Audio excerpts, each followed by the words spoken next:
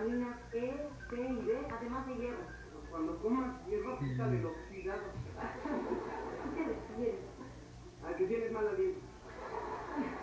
Huele a campeón. ¿Y este aroma? Es el medio por el cual la inteligencia transformada en palabras viaja por el aire, mi querido Ángel. Y es por eso que hoy soy un imán de Chiquibaby. Pues creo que tu inteligencia se está transformando en un arma química. Beto, ninguna niña en sus 5 sentidos querría salir con alguien así como tú. Y menos si es campeón de ajedrez. No cabe duda que el intelecto es un bien cada vez más escaso en el mundo, ¿verdad? Qué privilegiado soy encontrar con